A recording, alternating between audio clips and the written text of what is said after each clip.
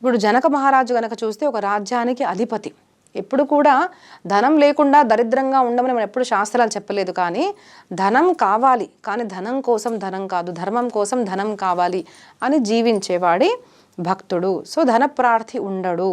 అంటే ఏ పని చేస్తున్నా కూడా ధనం అనేది ముందు పెట్టుకోకుండా ధర్మం అనేది ముందు పెట్టుకునేవాడే భక్తుడు మనకు చెప్తున్నారు. నహి ధనయ అపి మృగ్యతే కదాచిన్ ఖలు శశిర జఖేద సంప్రయోగః ముదులద్యువచ సాభిధాన కీర్తిం భజనమహం తవ దాస్య ఏవ చింత అని చెప్తున్నారు. ఇప్పుడు ఇవన్నీ వైష్ణవ లక్షణాలు.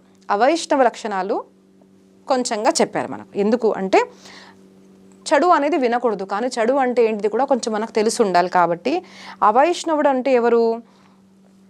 కొంతమంది ఇప్పుడు సమాజంలో బాగా మనం ఏం చేస్తున్నారు అంటే గాసిప్ అనమాట. ఎవరు ఎలాంటి వాళ్ళో ఏంటో మనకు తెలియదు, కానీ ఒక మనిషి కోసం చెడుగా మాట్లాడి రీల్ చేయడము, ఒక మనిషి గురించి చెడుగా ప్రచారం చేయడము, ఏమీ తెలియకుండా కూడా ఒక మనిషి చరిత్ర బాగాలేదని చెప్పేవారు ఎవరైతే ఉన్నారో వాళ్ళు అవైష్ణవులు. ఇప్పుడు కొంతమంది ఉంటారండి, వాళ్ళ పని ఒకటి అనమాట. ఏంటిది అంటే ఒక మనిషి గురించి మనం ఎలాంటి వాళ్ళో తెలీదు, కానీ వాళ్ళ గురించి మనము చెడు చేయాలి, వాళ్ళ పేరు చెడు జరగాలి అంటే ఏం చేస్తారు? వాళ్ళ చరిత్ర బాగాలేదని ప్రచారం చేస్తుంటారు అన్నమాట. ఎందుకంటే వేరే చెడు లక్షణం కనిపించదు కదండి. దీని గురించి మనము ఎవరు ప్రూవ్ చేసుకోలేము, ఆడ మగ ఎవ్వరు కూడా ప్రూవ్ చేసుకోలేము. కాబట్టి ఒక మనిషిని అపకీర్తి పాలు చేయాలి అంటే ఏం చేస్తారు అంటే వాళ్ళ చరిత్ర బాగాలేదు అని దుష్ప్రచారం చేసేవాళ్ళు కొంతమంది మరీ పని కట్టుకొని అదే చేస్తుంటారు. సో అలాంటి వాళ్ళు అవైష్ణవులు అని చెప్తున్నారు మనకు. సో ఇలా మన చుట్టూ ఎప్పుడు ఉంటారండి. భక్త తుకారాం చరిత్ర కానివ్వండి, ఏ భక్త చరిత్ర చూసినా కూడా, హరిదాసుడి యొక్క చరిత్ర చూడండి, అందరి చరిత్రలో ఇవి జరిగేవి. నేను ఎప్పుడు చెప్తుంటాను. ఇప్పుడు మన గనక చూస్తే మధ్యకాలంలో జయేంద్ర సరస్వతి వారు, కాంచి పరమాచార్యుల వారిని మనము జైల్లో తీసుకెళ్ళడం అనేది చూసాము. ఏం చేశారు? అలాంటి వాళ్ళ మీద ఏం చేయలేము. చక్కగా ఇంత మంచి పని చేస్తున్నారు, సనాతన ధర్మ ప్రచారం చేస్తున్నారు, మరి ఎలాగ వీళ్ళని దూషించాలి అంటే అక్కడ వాళ్ళు మర్డర్ చేశారు, అక్కడ స్కామ్స్ నడుస్తున్నాయి. మనం రీసెంట్గా చూస్తే సద్గురువులు గారు ఇంత చక్కగా పనిచేస్తున్నారు, సనాతన ధర్మ బోర్డు గురించి మాట్లాడంగానే వెంటనే ఆశ్రమంలో చెడు పనులు జరుగుతున్నాయని కొంతమంది బయటికి తీస్తుంటారు. అప్పుడు ఇలాంటి వాళ్ళు చక్కగా ఉంటారండి, ఖచ్చితంగా ఉంటారు. నేనైతే ఎప్పుడు అంటాను, ఖచ్చితంగా రేపు మీకు నా గురించి కూడా మాట్లాడే వాళ్ళు కనిపిస్తారు. ఎందుకంటే ఉంటారు. మనం మంచి చేస్తున్నాము అంటే కొంతమంది చుట్టూ మనకు పని కట్టుకొని మరీ వీళ్ళని బాధ పెట్టాలి అన్నవాళ్ళు ఖచ్చితంగా ఉంటారు. అది నాకు భాగవతం, గురువు గారు ఇవన్నీ నేర్పించాయి.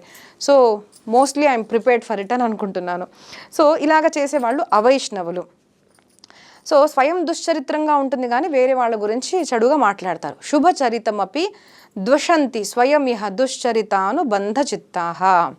తర్వాత ఎప్పుడు కూడా హరిభజనం అంటే ఎంత చెడు, ఇప్పుడు మనకు చెడు జరిగిందనుకోండి, చాలామంది భక్తి చేస్తూ ఉంటారు, కానీ జీవితంలో ఎంత చెడు జరిగినా కూడా వాళ్ళు ఎప్పుడు కూడా ఇతర మాటల గురించి ప్రలాపాలు చేయడం, మాట్లాడడం వరకే పని పెట్టుకుంటారు, కానీ బై మిస్టేక్ కూడా భక్తి అనేది వాళ్లకు రాదు. కొంతమంది ఉంటారు చూడండి, వాళ్ళ ఎప్పుడు కూడా సంతశ్రీ డోంగరేజీ మహారాజ్ అంటుంటారు, వృథా చింతన్, వృథా భాషణ్, వృథా క్రియ, ఈ 3 భక్తి మార్గంలో మనకు శత్రువులు అనమాట. మనం ఏమేమి చేసుకుంటున్నాం ఇప్పుడు మన జీవితంలో మనం చూసుకోవాలి. వృథా భాషణము, వృథా చింతనము, వృథా క్రియ. సో ఆయన ఎప్పుడు ఒక మాట చెప్తారు, ఏదన్నా చేసి సంసారాన్ని మర్చిపోయే ప్రయత్నం చేయండి, ఏదో ఒకటి చేసి హరిని స్మరించే ప్రయత్నం మనం చేయాలి. అప్పుడే మనము వైష్ణవులుగా మారగలుగుతాము. అలాగా ఎప్పుడు ఏం జరిగినా కూడా హరిచింతన అనేది జరగదు. క్షణమపి నాను సజ్జంతి మత్త భావాహ. తర్వాత పరధనాన్ మీద లోలుపము ఉన్నవాళ్ళు, పరయువతి ధనేషు నృత్య లుబ్ధాహ. సమాజంలో ఎప్పుడు కూడా గుర్తుపెట్టుకోండి, సాత్విక, తామసిక, రజోగుణ 3 ప్రకారమైన వ్యక్తులు ఉంటారు. కొంతమందికి పని అదనమాట, పరధనాన్ని ఎలా మనం స్వీకరించాలి, పరస్త్రీని ఎలాగ మనము తీసేసుకోవాలి అన్నవాళ్ళు ముందు నుంచే ఉన్నారు. ప్రతి ఒక్క శాస్త్రంలో మనకు దానవ దైత్యుల యుద్ధం గురించి మనకు చెప్తూనే పోతున్నారు. కాబట్టి ఇలాంటి వాళ్ళు ఖచ్చితంగా ఉంటారు. అలాంటి వాళ్ళు అవైష్ణవులు అని చెప్తున్నారు. తర్వాత ఎప్పుడు స్వయం ఇప్పుడు నేను ఎంత గొప్పవాడిని అని స్థాపించాలి సమాజంలో అనుకున్న వాళ్ళు అనమాట. అంటే ఏం జరిగినా కూడా మనం ఫోటోలో ముందుకు రావాలి, నా గురించి తెలియాలి, నేను నేను నేను అనుకున్న వాళ్ళు అవైష్ణవులు. నియతి భయం అన్నది లేదు. దీని రాక్షస గుణం అండి. ఏంటిది అంటే మనం పరమాత్మ గురించి శ్రద్ధ పెట్టుకొని నియతి గురించి మనం శ్రద్ధ ఉందనుకోండి, అప్పుడు మన జీవితంలో ఒక మంచి మార్గంలో వెళ్తాము. కానీ దేవుడు ఏంటిదండి, ధర్మం ఏంటిదండి అని ఆలోచించే వాళ్ళు ఎప్పుడు కూడా సమాజంలో నియతి భయం లేకపోవడం వల్లే దురాచారం చేస్తుంటారు అన్నమాట. కాబట్టి సనాతన ధర్మ ప్రచారము చిన్నప్పటి నుంచి పిల్లలకి చెప్పాలి. పునర్జన్మ, భగవద్భక్తి, స్వర్గము, నరకము, పుణ్యము, పాపము, కర్మ, దానికి ఒక పనిష్మెంట్, ఇవన్నీ ఉంటాయి అని చిన్నప్పటి నుంచి పిల్లల్లో సంస్కారం చేయడం వల్ల, పాప భీరువుగా చేయడం వల్ల మనిషి అనేది దురాచారాలకు చేయడం అనమాట. కాబట్టి ఇవి నేర్పించాలి. తర్వాత వేరే వాళ్లకు ఎప్పుడు కూడా కించపరిచి మాట్లాడేవాడు. కొంతమంది ఉంటాడు, మన గొప్పతనం మనము మంచి పనితో స్థాపించుకునే వాళ్ళు మంచివాళ్ళు. కొంతమంది ఎలా ఉంటారు అంటే వేరే వాళ్ళని కింద చేసి నేను ఎంత గొప్పవాడిని అని చూపించుకునేవాళ్ళు. సో ఇలాంటి వాళ్ళు అవైష్ణవులు. హింస వృత్తి ఉన్నవాళ్ళు, హింసకాతి రౌద్రాహ. ఎప్పటికన్నా ఒక మాట గుర్తుపెట్టుకోండి, మన సనాతన ధర్మంలో మొదట ఎప్పుడు కూడా అహింస గురించే మాట్లాడారు.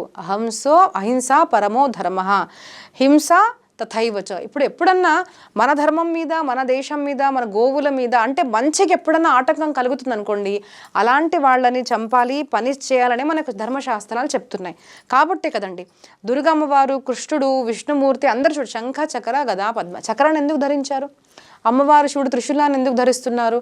వినాయకుడు చూడండి అందరి చేతుల్లో శస్త్రాలు ఎందుకు ఉన్నాయి? ఎందుకు అంటే తప్పుడు చేస్తున్నాడు, సమాజంలో తప్పుడు ప్రచారం చేస్తున్నాడు, తప్పు చేస్తున్నాడు అంటే దే షుడ్ బి పనిష్డ్. వాళ్లకు దండనము అనేది ఉండాలి, పనిష్మెంట్ ఉండాలి. కాబట్టి హింస, అలాంటప్పుడు హింస చేయాలి మనకు శాస్త్రం చెప్తుంది. లేదు అంటే ఎప్పుడు కూడా అహింస మార్గంలో వెళ్ళాలి. ఆల్వేస్ ఎప్పుడు కూడా మనము పీస్ సమాజంలో ఉండాలని అనే మనం ప్రయత్నం చేయాలి.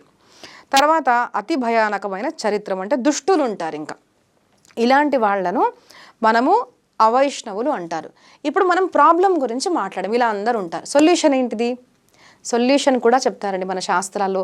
ఇలా ఎప్పుడన్నా మీ ఇంట్లో ఉన్నారనుకోండి, మన ఇంట్లో ఉంటారు ఒక్కొక్కసారి మన భర్త, మన భార్య, మన తల్లిదండ్రులు, మన అత్తమామలు, లేదంటే ఒకసారి కోడలు, ఇలా ఉంటారు. పిల్లలు ఉంటారు, ఒకసారి ఎవరన్నా ఉండొచ్చు, మన ఫ్రెండ్స్ ఉండొచ్చు. అప్పుడు ఏం చేయాలి వీళ్ళతో అంటే సొల్యూషన్ చెప్తున్నారు. ఖలు దూరతో హి వర్జ్యాహ. ఎప్పుడు కూడా దుష్టులు ఎప్పుడన్నా ఉంటే మన జీవితంలో వాళ్ళ నుంచి మనం దూరంగా, అసంగము, no contact, no emotional contact, no social contact, ఎప్పుడన్నా వెళ్ళిపోండి అని మనకు చెప్తూ ఈ 10వ అధ్యాయాన్ని మనకు పూర్తి చేస్తున్నారండి. వచ్చే ఎపిసోడ్లో మనము 11వ అధ్యాయం నుంచి ప్రారంభం చేద్దాము. జయ జగన్నాథ.